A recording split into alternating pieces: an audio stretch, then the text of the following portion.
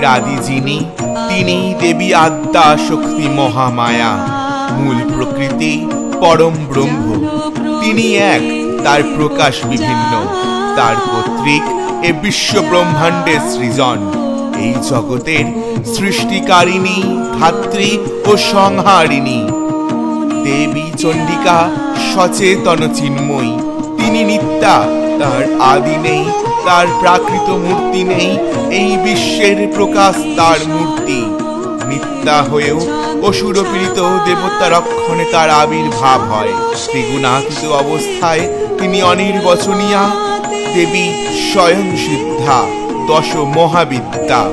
কল্পে কল্পান্তরে তিনি এক থেকে বহু রূপ ধারণ করেন। তিনি শিবপ্রাণা সতী, তিনি হিমালয় কন্যা পার্বতী, তিনি আবার মহিষ মর্দন করে দেবী মহিষাসুর মর্দিনী। কল্পান্তরে তিনি এক থেকে বহুতে রূপান্তর হয়েছেন। সময় শিব প্রতিশোধ কল্পে দক্ষরাজ আয়োজন করেন এক বিশাল শিবহীন যজ্ঞের, যেখানে শিব ও সতী ছিলেন অনিমন্ত্রিত। দেবী সতী শিবকে অবগত করেন দক্ষ যজ্ঞের আয়োজনের ব্যাপারে। তিনি যে দক্ষ কন্যা সতী, বিনা নিমন্ত্রণেই তিনি পিতৃগৃহে যাওয়ার বাসনা প্রকাশ করেন মহাদেবের কাছে, জানতে চান তাদের অনিমন্ত্রণের কারণ। কিন্তু মহেশ্বর দেবীকে নিষেধ করেন দক্ষালয়ে গমনে। তারা যে অনিমন্ত্রিত, উপস্থিত হলে হবে তাদের ঘোর অপমান। শিব সতীকে কোনোভাবেই অনুমতি দিলেন না। দেবী ক্রুদ্ধা হয়ে জানান তার প্রয়োজন নেই কোনো অনুমতির। তিনি কি ভুলে গেলেন তার প্রকৃত স্বরূপ? তিনি স্বয়ং সিদ্ধা, দেবী দশ মহাবিদ্যা।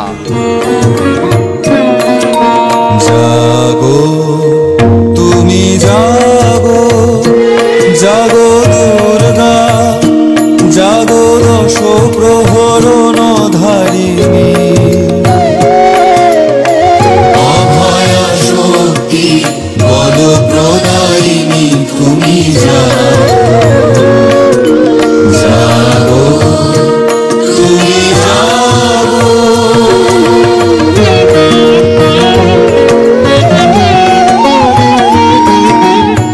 প্রণমী বরদা অজরা তুলা, প্রণমী বরদা অজরা তুলা। বহু বলধারিণী, রিপুদল বারিণী, জাগো মা। শরণময়ী চণ্ডিকা শঙ্করী, জাগো, জাগো মা, জাগো অসুর বিনাশিনী, তুমি জাগো, জাগো দুর্গা, জাগো দশ প্রহরণ ধারিণী। অভয়া শক্তি বল প্রদায়িনী, তুমি জাগো, জাগো তুমি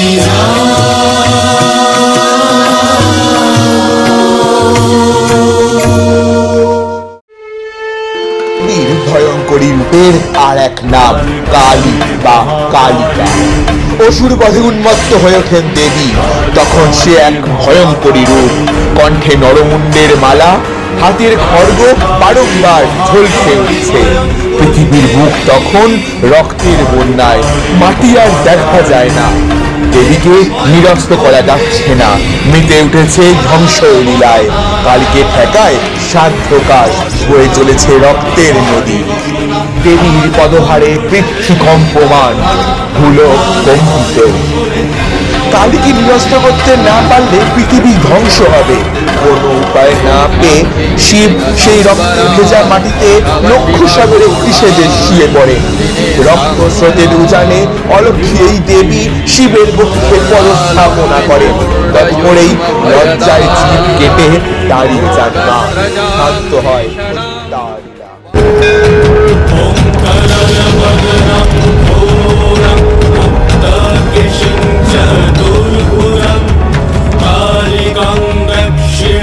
दिव्यं मूढमाला विभूषितं बलवर्णं घोरं मुक्तकेशं चतुर्भुजं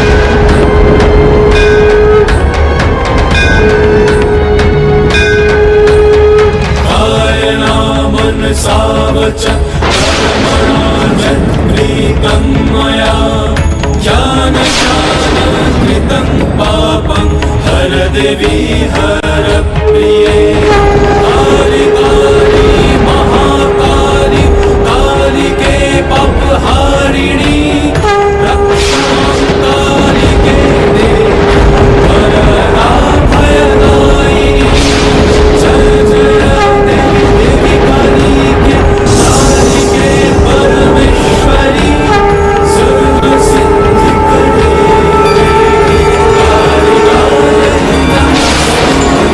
कालिकायै नमस्तुते कालिकायै नमस्तुते। দেবীর দশ মহাবিদ্যা রূপের দ্বিতীয় মহাবিদ্যা দেবী তারা। ঘন নীল বর্ণা চতুর্ভুজাই মূর্তি উগ্র বিপদ নাশিনী। জগতের সকল পুরুষ শিবের রূপ, সকল নারী দেবীর রূপ। এই দুয়ের মিলনে পরমানন্দ লাভ হয়, আর এই আনন্দ ব্রহ্মানন্দ, যা খুবই গুপ্ত। তা বামাচারে দেবী তারা অত্যন্ত রহস্যময়ী ও ব্রহ্মময়ী মূর্তি। দেবী নীল বর্ণা, লম্ব উদরী, ব্যাঘ্র চর্মধারিণী। বামাচারে এই দেবী পূজিতা। কথিত আছে সমুদ্র মন্থন কালে উত্থিত হলাহল শিব নিজ কণ্ঠে ধারণ করলে দেবী তারা রূপে অমৃত স্তনসুধা পান করিয়ে বিষমুক্ত করেন, প্রাণ ফিরিয়ে আনেন শিবের। দেবী প্রলয় থামাতে শিব স্বয়ং দেবীর কাছে আসেন শৃঙ্গারময় রূপে এবং দেবীকে নীলপদ্ম নিবেদন করতে চান, কিন্তু দেবী সেই পদ্ম গ্রহণ করেন বাম হস্তে। যেহেতু তারা মূর্তি বামাচারে পূজিতা, স্বয়ং শিব কলিযুগে মর্তে জন্ম নিয়ে মানব অবতারে সাধন করেছিলেন এই তারা মূর্তি।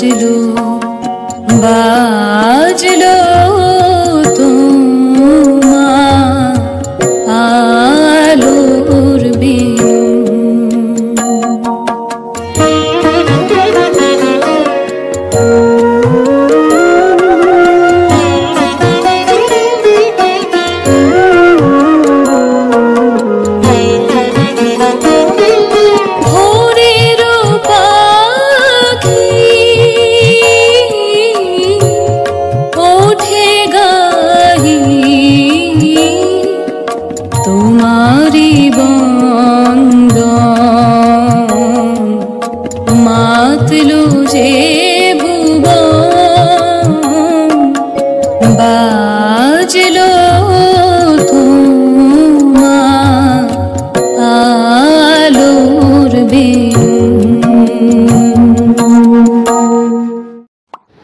একসময় ভণ্ডাসুর নামক এক অসুর শিবের কাছে তপস্যা করে বরলাভ করে হয়ে ওঠে ত্রিলোকের ত্রাস। বলিয়ান ভণ্ডাসুর ত্রিলোককে করে তোলে কামশূন্য, বিস্তার করে আসুরিক আধিপত্য। কামশূন্য পৃথিবী হয়ে পড়ে বিপর্যস্ত। শিবের কাছে বর পায় রণক্ষেত্রে শত্রুপক্ষের 90% শক্তি সে হরণ করতে পারবে। তখন সে এক ভয়াবহ পরিস্থিতি, ব্রহ্মাণ্ড জুড়ে ত্রাহি ত্রাহি রব। পরিত্রাণ হেতু দেবতারা শরণাপন্ন হলেন আদ্যা শক্তি মহামায়ার। দেবী ধারণ করলেন তার ত্রিপুরা সুন্দরী রূপ। অনন্ত কোটি ব্রহ্মাণ্ডে সম্মিলিত দেবকুলের অনুরোধ ও কাতর আহ্বানে অসংখ্য কোটি সূর্যের ন্যায় তেজরাশি শক্তিভূতা হয়ে আবির্ভূত হন রাজরাজেশ্বরী দেবী ত্রিপুরা সুন্দরী, যাকে বলা হয় দেবী রাজরাজেশ্বরী বা বালা ত্রিপুরা সুন্দরী ষোড়শী। শ্রীরূপ মাধুর্য মণ্ডিতা এই দেবী কারণে উদ্ভাসিত। তিনি রত্নাসনা, হাতে রক্তিম পুষ্প শোভা পায়। তিনি দ্রাক্ষা রস পান করেন। কামের সাম্যতা বজায় রাখতে, তা পুনর্স্থাপিত করতে দেবী আদিপরা শক্তি ধারণ করেন তার এই ত্রিপুরা সুন্দরী রূপ। দেবীর গাত্র সিঁদুর বর্ণ, মায়াময় তিনটি নেত্র যেন কারুণ্যে উদ্ভাসিত, উন্নত স্তন শোভিতা। ভণ্ডাসুর বিনা সেতু দেবী এবার উপস্থিত হন ভণ্ডাসুরের সম্মুখে। দেবীকে দেখে ভণ্ডাসুর আস্ফালন করলে দেবী তাকে দেখান তার প্রকৃত স্বরূপ। তার হাতেই যে বধ হবে, মুক্তি পাবে ভণ্ডাসুর, পুনরায় কামের স্থাপন হবে। দেবীর সাথে চলতে থাকে ভণ্ডাসুরের মহারণ। অবশেষে দেবীর অস্ত্রাঘাতে ধরাশায়ী হয় ভণ্ডাসুর, রক্ষা হয় ত্রিলোক।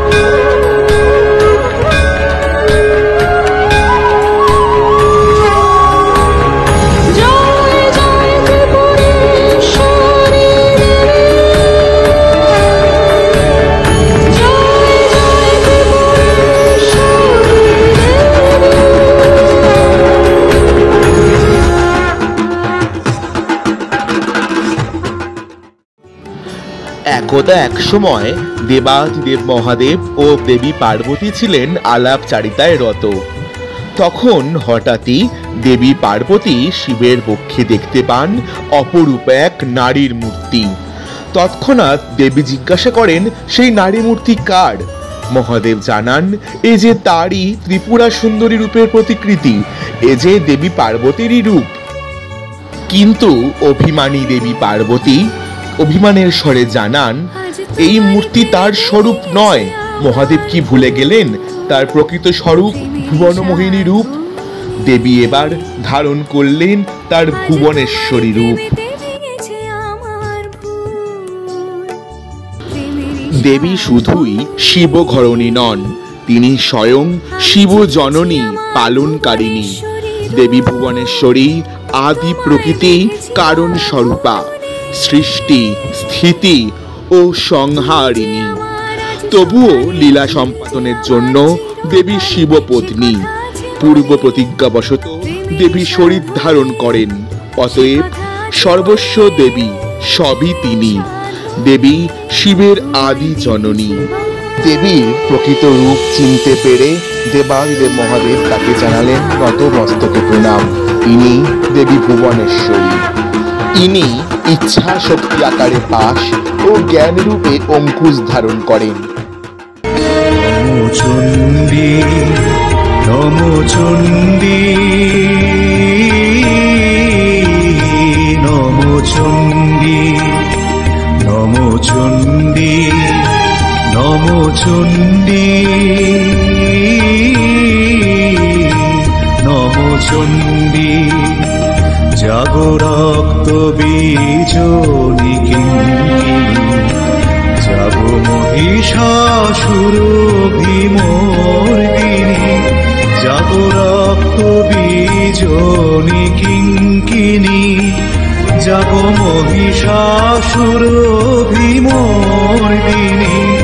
উঠে শঙ্খ মন্ত্রে অভ্র বক্ষ শঙ্কা, শননী ক্রন্দী শঙ্কা, শননী ক্রন্দী। নমো চণ্ডী, নমো চণ্ডী, নমো চণ্ডী। সকল শক্তির আদি যিনি, তিনি দেবী ত্রিপুরা ভৈরবী। দেবী একাক্ষর রূপা জননী।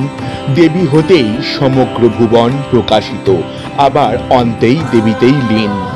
রুদ্র আরাধিতা রূপে নিত্যা ভৈরবী ও রুদ্র ভৈরবী রূপে বিষ্ণু আরাধিতা। আকর্ষণ বিকর্ষণে ক্ষণে ক্ষণে নিত্য পরিবর্তিত সৃষ্টি। ভবিষ্যৎ ক্রিয়ার অধিষ্ঠান স্বরূপা এই মহাদেবী ত্রিপুরা ভৈরবী এই মহাবিশ্বের সংঘটিত পরিবর্তন সমূহ নিয়ন্ত্রণ করেন। সৃষ্টি ও ধ্বংসের অবিচ্ছিন্ন চক্রে ভৈরবী জ্ঞান ও সভ্যতার প্রতিনিধিত্ব করেন। তিনি বিস্তৃত অধ্যয়নের প্রতীক ও অগ্রগতির প্রতীক। ব্রহ্মাণ্ড পুরাণে এই দেবীকে গুপ্ত যোগিনীগণের আধিষ্ঠাত্রী দেবী বলে রূপান্তরিত করা হয়েছে। দেবীর হাতের অক্ষমালা বর্ণ সমন্বয়ের প্রতীক। দেবীর হস্তের পুস্তক ব্রহ্মবিদ্যা। দেবীর গলস্থিত সুশোভিত মুন্ডমালা বর্ণমালার প্রতীক। দেবী ভৈরবীর ত্রিনেত্র বেদত্রয় স্মিতহাস্য করুণার প্রতীক। দেবীর অরুণ বর্ণ বিমর্ষতার প্রতীক। দেবী একাক্ষর রূপা ত্রিপুর জননী। দেবীর সবচেয়ে ভয়ঙ্কর রূপ হল ছিন্নমস্তার রূপ, যার আর এক নাম প্রচণ্ড চণ্ডিকা। এই মূর্তি যেন সৃষ্টির মূল রহস্যের এক মূর্তিময়ী ব্যাখ্যা। কথিত আছে, একদিন মন্দাকিনী নদীর তীরে স্নান করতে যাওয়ার সময় দেবী পার্বতীর মধ্যে জাগ্রত হয় শিব মিলন ভাব। সেই সময় সেই স্থানে উপস্থিত ছিল তার দুই সন্তান সমা সহচরী জয়া ও বিজয়া। তারা ছিল অতীব ক্ষুধার্ত। তারা মাতার কাছে খাদ্য প্রার্থনা করে। দেবী যে জগতের মাতা, কিন্তু কোনো খাদ্যই তাদের ক্ষুধা নিবারণ করতে পারল না। দেবী বুঝলেন এই ক্ষুধা কোনো সামান্য ক্ষুধা নয়। দেবী এবার প্রতিশ্রুতি দিলেন তিনি আপন নকরে ছিন্ন করবেন নিজ মস্তক, দূর করবেন সন্তানের ক্ষুধা। দেবী এবার ধারণ করলেন তার ছিন্ন মস্তার রূপ।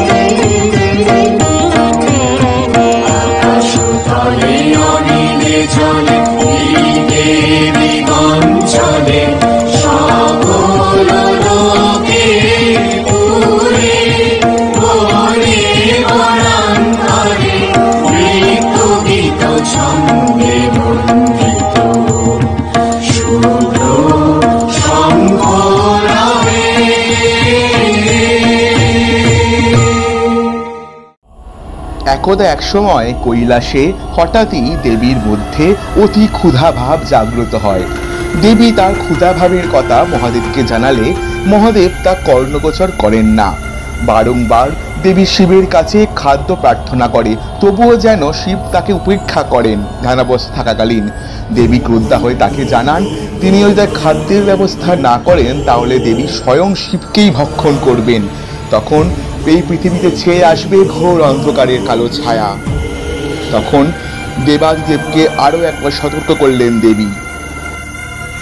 বারংবার বলা সত্ত্বেও শিব কর্ণপাত না করলে দেবী ক্রুদ্ধা হয়ে এবার দেবাদিদেবকেই ভক্ষণ করলেন। শিবকে ভক্ষণ করা মাত্রই দেবীর শরীর হতে নির্গত হতে থাকলো ধোঁয়া। দেবী হয়ে পড়লেন শীর্ণা জীর্ণা, আপন রূপ দেখে দেবী হয়ে পড়লেন হতচকিত।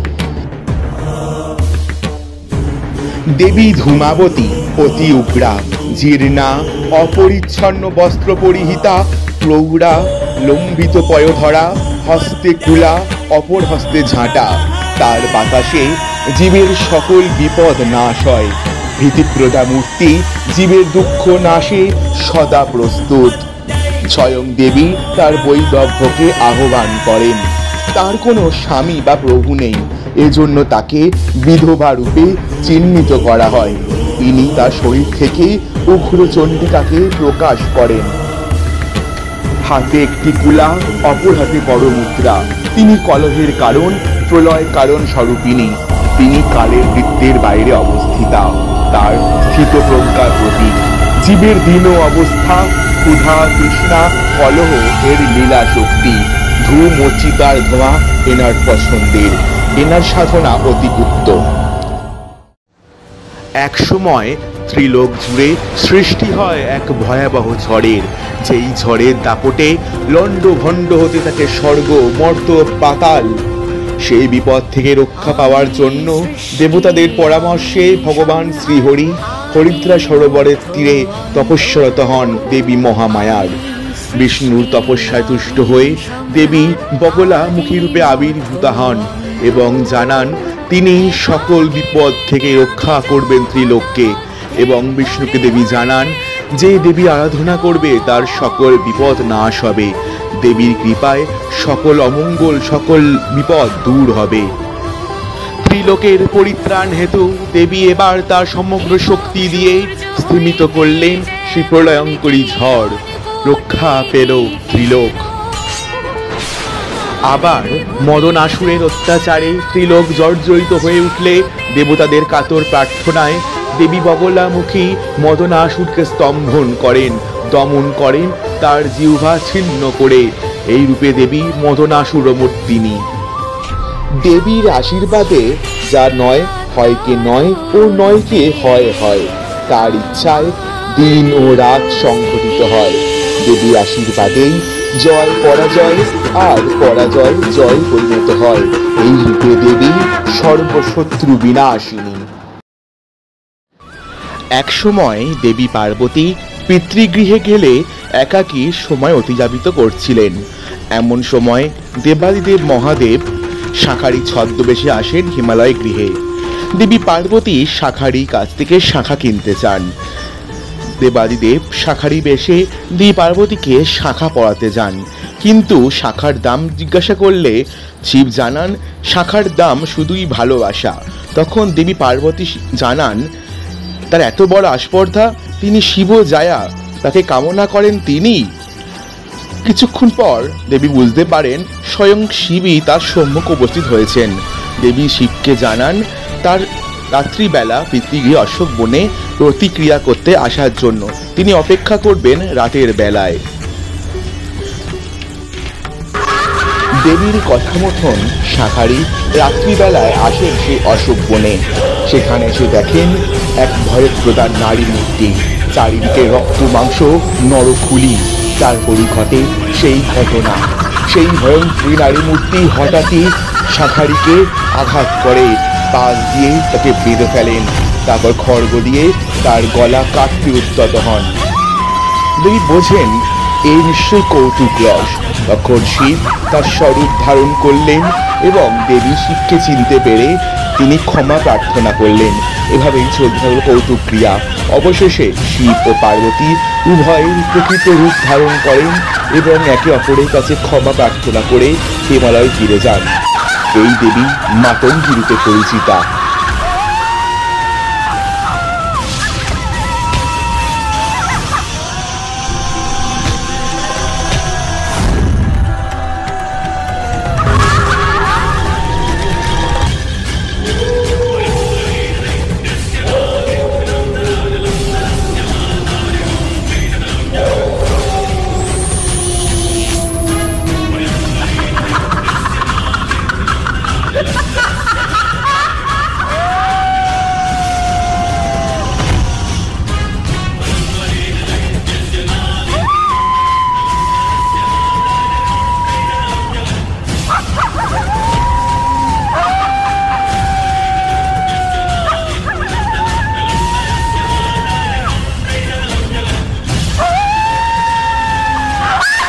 এই দেবীর আরাধনা অতি গুপ্ত।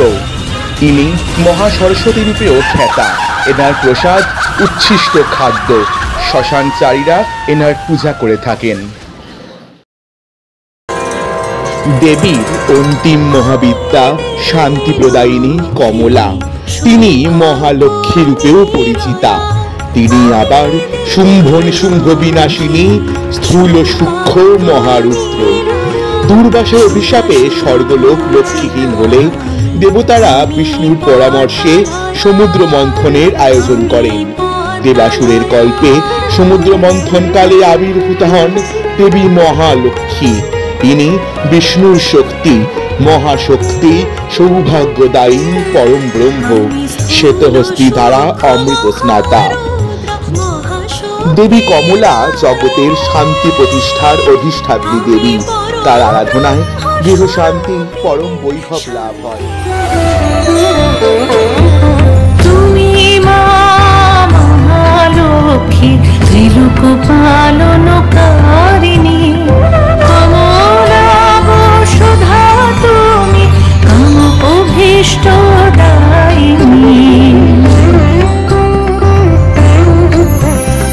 পত্রে পুষ্পে শস্যে ফলে মেটাও ক্ষুধা মর্ত্যলোকে, তোমার কৃপায় মানুষ মুক্তি পায় রোগে শোকে। দুর্ভিক্ষে দুর্দিনে পরিত্রাণ হে কল্যাণী, মহালক্ষ্মী তুমি মা মহাপ্রাণদায়িনী।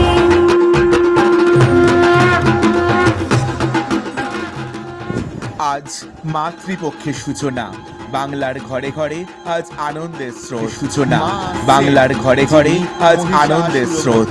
মা আসুরের পুত্র মহিষাসুর প্রবল তপস্যা শুরু করে তার পিতার মৃত্যুর প্রতিশোধ নেওয়ার জন্য।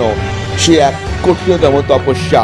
ব্রহ্মা তাকে দর্শন দেন, কোনো পুরুষ তাকে বধ করতে পারবে না। শুরু হয় তার অত্যাচার, ত্রিলোক হয়ে ওঠে কম্পিত তার অত্যাচারে।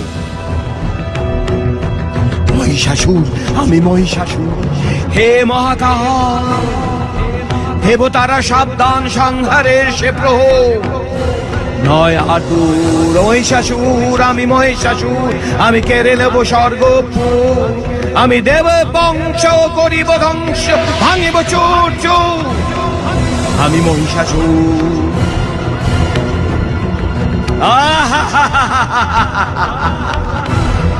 কোথায় পলাইলো দেব সকল, স্বর্গে লইলাম আমি দখল।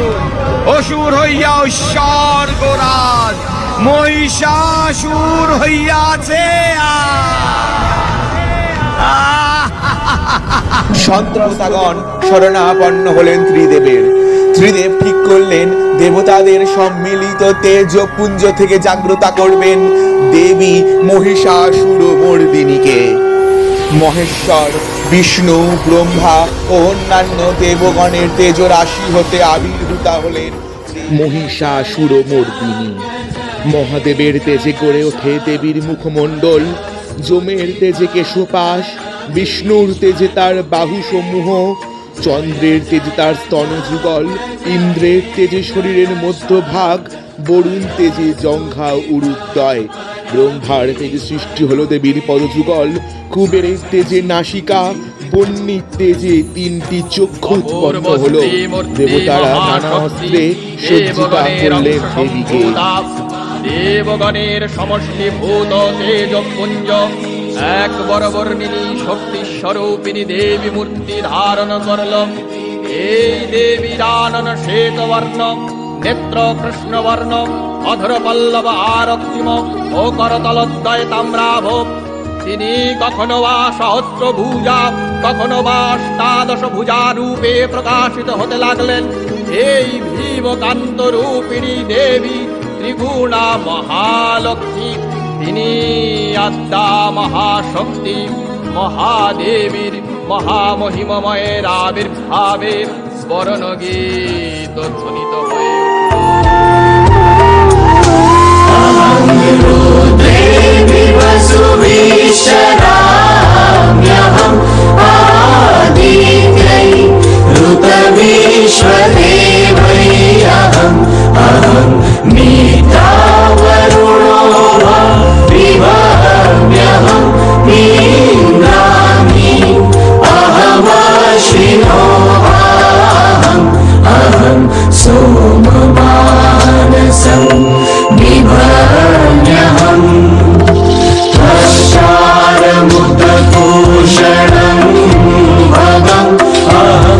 ददामि द्रविणं अभीष्मते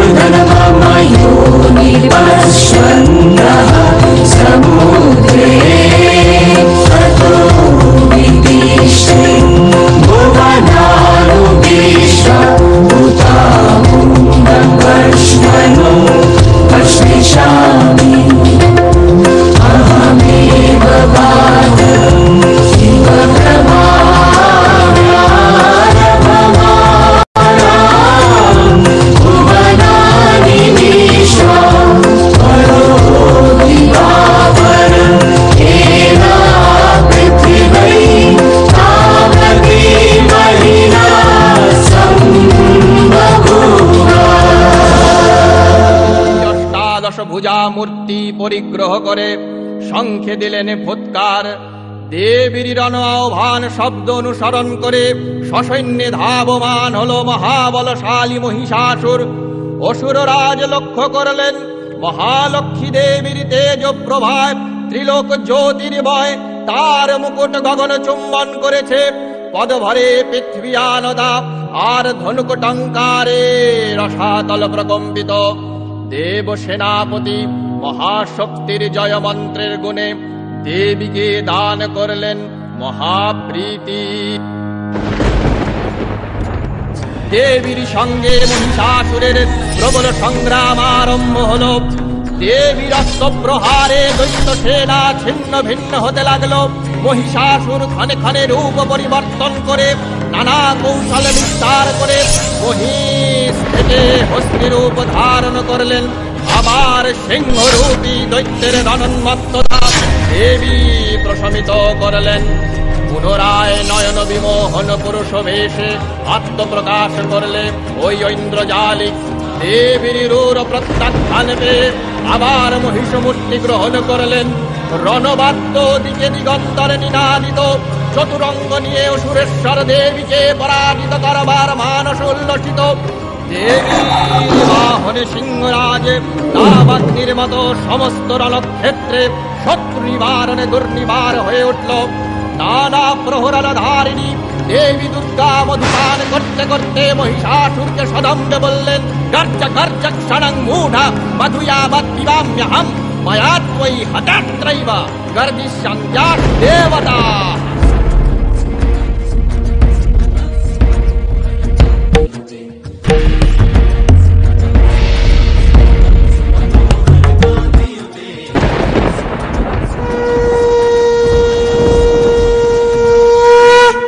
দেবতাগণ সানন্দে দেখলেন দুর্গা মহিষাসুরকে শূলে বিদ্ধ করেছেন।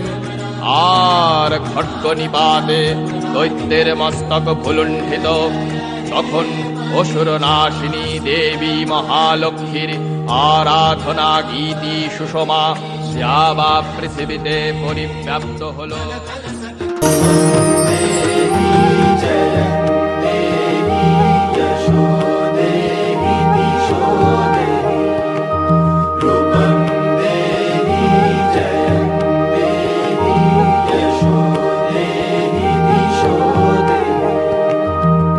महिषासुर निर्नाशी भक्तानां सुखदे नमः।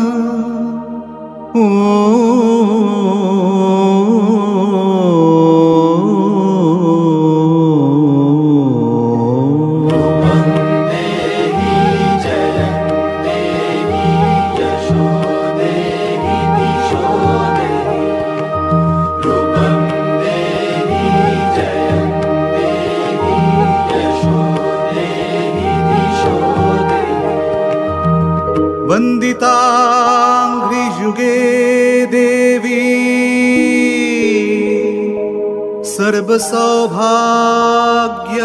सर्वसौभाग्यदायिनी